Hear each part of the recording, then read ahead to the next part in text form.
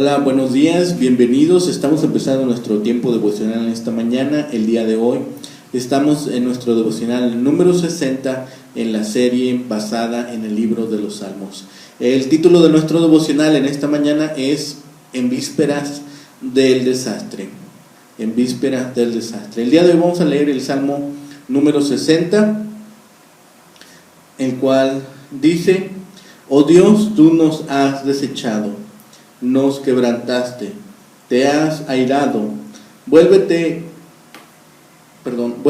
a nosotros, hiciste temblar la tierra, la has hendido, sana sus roturas, porque titubea, has hecho ver a tu pueblo cosas duras, nos hiciste beber vino de aturdimiento, has dado a los que temen bandera, que alcen por causa de la verdad, para que se libren tus amados. Salva con tu diestra y óyeme. Dios ha dicho en su santuario: yo me alegraré, repartiré a Siquem y mediré el valle de Sucot. Mío es Galad y mío es Manaset, y Efraín es la fortaleza de mi cabeza. Judá es mi legislador, Moab vasija para lavarme, sobre Edom echaré mi calzado, me regocijaré sobre Filistea. ¿Quién me llevará a la ciudad fortificada? ¿Quién me llevará hasta Edom? ¿No serás tú, oh Dios, que nos habías desechado y no salías, oh Dios, con nuestros ejércitos? Danos socorro contra el enemigo, porque vana es la ayuda de los hombres. En Dios haremos proezas, y Él hollará a nuestros enemigos.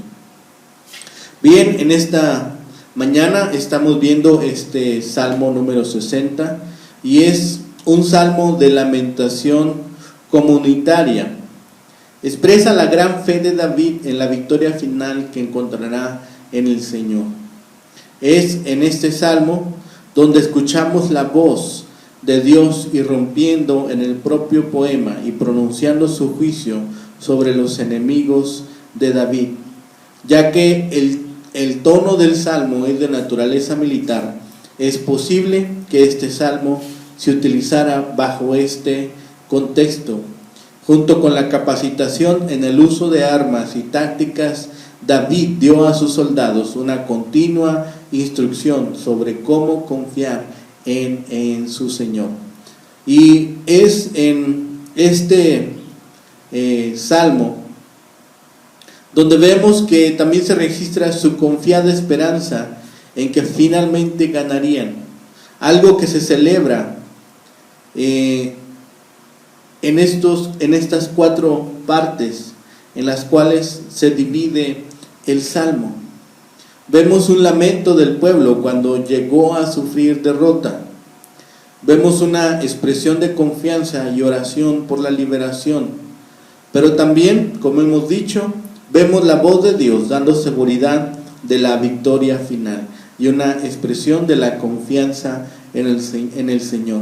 Es en este salmo donde revisamos que aunque David llegara a pensar que Dios lo ha abandonado, ora para que venga sobre ellos la victoria, expresando la confianza en que Dios lo hará fiel a su palabra. Si bien hay una queja del salmista por el abandono de Dios, la oración por el éxito sobre las naciones vecinas es latente. Hay una confianza en la victoria por la ayuda de Dios. El Salmo nos presenta a un pueblo que invoca al Señor luego de experimentar una crisis nacional que tiene proporciones catastróficas. La respuesta divina a esa petición de auxilio consiste en un mensaje de salvación, seguridad y esperanza. La súplica a Dios por parte del poeta se fundamenta en la confianza y en la seguridad de que el Señor tiene la capacidad y el deseo de intervenir de forma liberadora para cambiar la suerte del pueblo. Las personas no tienen el poder de ayudar a Israel a hacer proezas y vencer al enemigo. Solo el Señor tiene esa capacidad y esa potestad. Es este salmo que nos ilustra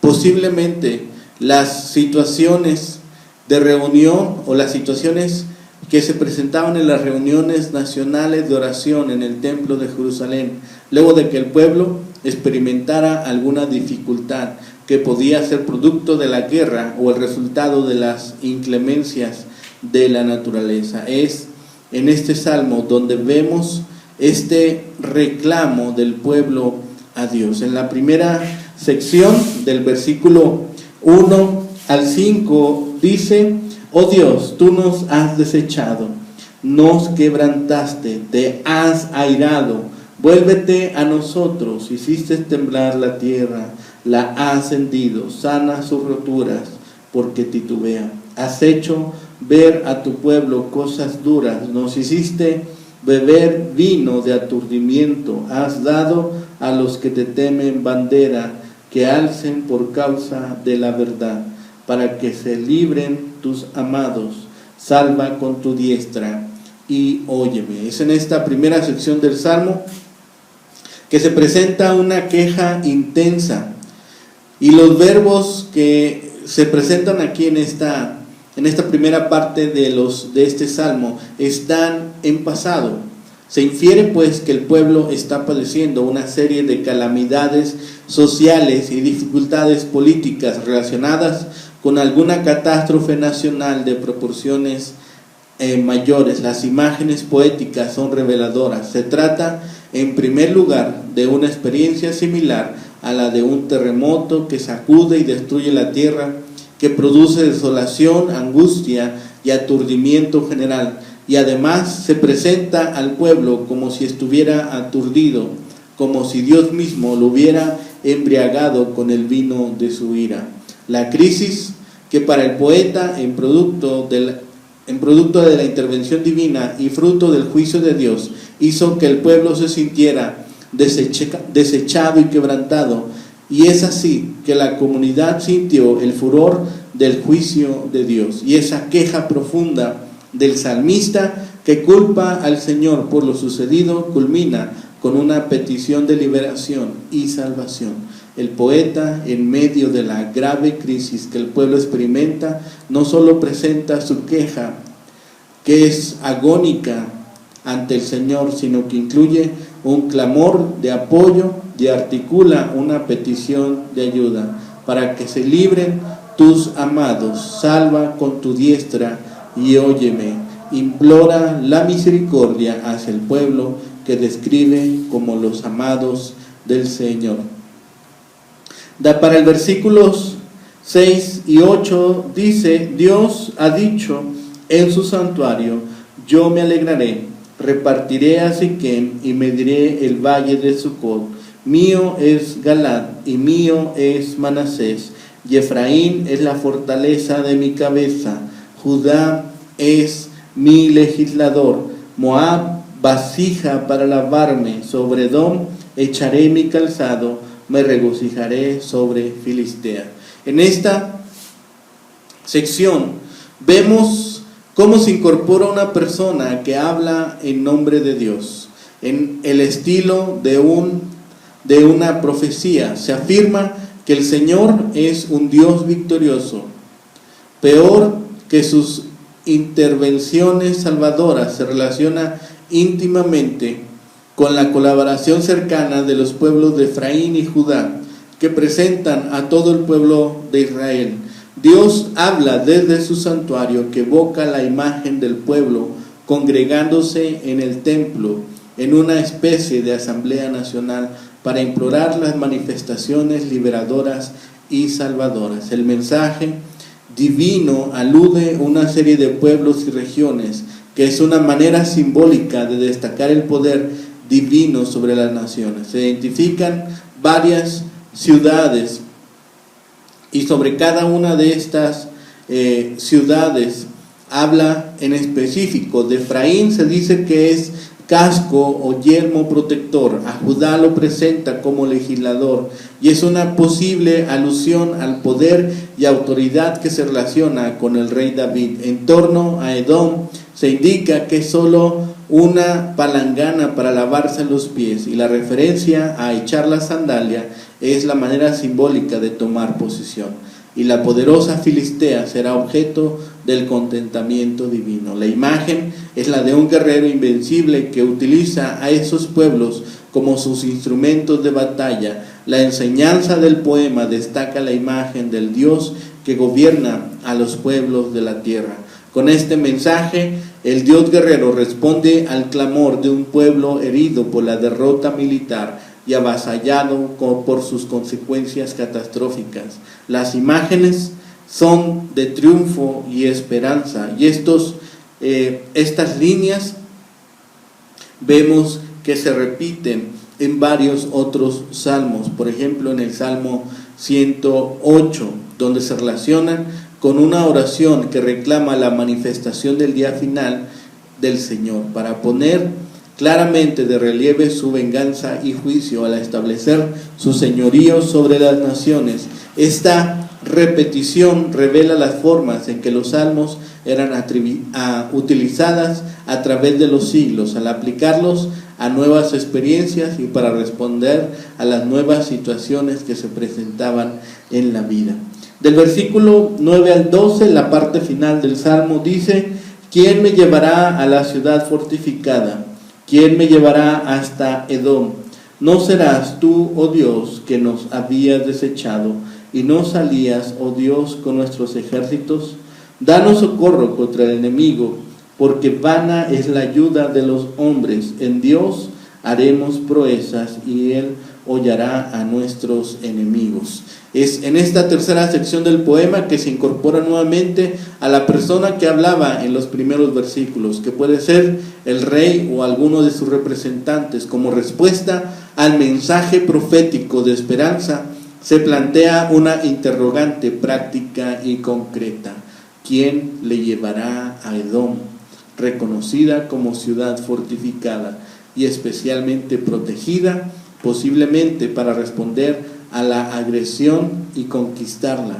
La pregunta es muy válida, pues el Señor permitió la derrota al no ir con ellos a la batalla. Ese reconocimiento hace que el salmista acepte una vez más la necesidad de ayuda divina y articule una nueva petición. Los seres humanos no pueden ayudarle. Es vano el esfuerzo de los guerreros, pues el socorro verdadero contra los enemigos proviene únicamente del Señor. La afirmación final del Salmo se fundamenta en el mensaje de esperanza y en el clamor de socorro y la petición de ayuda. Los enemigos serán aplastados, pues Dios tiene la capacidad y el poder de intervenir de forma liberadora y de manera extraordinaria. La declaración es fundamental e importante: con Dios haremos proezas. La expresión que finaliza el Salmo revela la transformación del mensaje poético. El clamor comienza con una queja por el juicio divino, pero finaliza con una afirmación de fe y esperanza. La crisis nacional no es la última palabra divina para su comunidad, pues junto al Señor, el salmista, en representación del pueblo, tiene el poder de hacer cosas maravillosas. La palabra poética que culmina el Salmo revela el cambio de actitud del poeta, de la queja a la esperanza, del reproche a la afirmación, de la amargura a la seguridad. El mensaje profético de este salmo pone claramente de manifiesto que el Señor es fiel a sus promesas. Las derrotas y las crisis, aunque en ocasiones se sienten como grandes terremotos en la vida, no constituyen el fin de las relaciones de Dios con su pueblo. El Dios bíblico se ha comprometido a acompañar a su pueblo, no solo en momentos de triunfo y alegría, sino en momentos de dificultades extremas y derrotas. La misericordia divina está siempre presente y su compasión se revela en momentos de necesidad. Este salmo puede ser de apoyo y seguridad de aquellos quienes sienten que la vida les ha traicionado y herido mortalmente. Únicamente con Dios se pueden hacer proezas, se pueden transformar las crisis en oportunidades de triunfo. Esa afirmación se debe unir al mensaje que encontramos en el apóstol Pablo, que afirma que los creyentes en Cristo somos personas vencedoras. En su descripción de las dificultades que pueden llegar a herir mortalmente a la gente de fe, el apóstol Pablo indica que a los que aman a Dios, todas las cosas les ayudan a bien. Romanos 8:28. Este es un salmo didáctico basado en las victorias militares de David. Es una oración pidiendo victoria.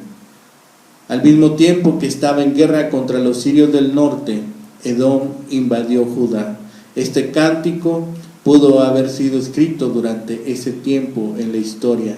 David sabía que tanto la victoria como la derrota venían del Señor, por lo que oró pidiendo la ayuda divina y la victoria sobre los enemigos de Israel.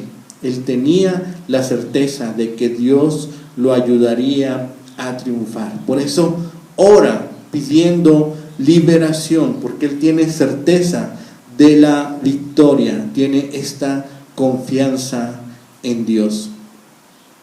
Y es así que la derrota se sufrió debido a que Dios había retirado su ayuda, pero no se ofrece la razón de esa actitud por parte de Dios. No hay confesión de pecado ni indicación alguna de lo que pudo haber motivado la ira divina. Es en esta declaración donde David ve y observa cómo es que Dios es el que pelea las batallas, y entonces vuelve a clamar por liberación. El salmista reanuda su oración preguntando quién será el conductor de las huestes del Señor. ¿Será Dios, que había desechado a Israel y que no salió con sus ejércitos en una ocasión anterior? Él es el único socorro contra el enemigo, porque vana es la ayuda de los hombres. Así que nosotros estemos manteniendo nuestra esperanza en el Señor, estemos manteniendo nuestra confianza que de Él ha de venir la ayuda, ¿sí? Y es aquí donde el significado de la esperanza y la victoria se sostienen en un Dios que interviene en todas las acciones. Somos nosotros quienes necesitamos del Señor. Somos nosotros quienes necesitamos renovar la confianza en Dios. Los enemigos de los creyentes hoy son el mundo, la carne y el diablo. En sí, el creyente es impotente para conquistarlos. Y la ayuda de otros hombres se vuelve insuficiente. No importa cuán buenas sean sus intenciones. Sin embargo, siempre hay victoria en y por medio del Señor Jesucristo. Los que confían en Él para ser librados no serán jamás avergonzados. El Salmo 60 tendrá cumplimiento final en los últimos días, cuando el remanente de los judíos, perseguidos y desanimados, mirarán al Mesías para salvación y triunfo. Entonces la tierra de Israel será proporcionada a las tribus, y los enemigos de la nación serán anulados. Es en esta oportunidad, con este salmo, en donde observamos que Dios es el que conduce a los suyos y que conoce también el futuro de cada una de las naciones. Cuando parezca que el mundo está fuera de control, debemos recordar que Dios es dueño de las ciudades y conoce el futuro de cada una de las naciones. Dios tiene el control y a través de él obtendremos victoria. David mencionó que las naciones enemigas que rodeaban a Israel estaban siendo también estas enjuiciadas de parte de Dios.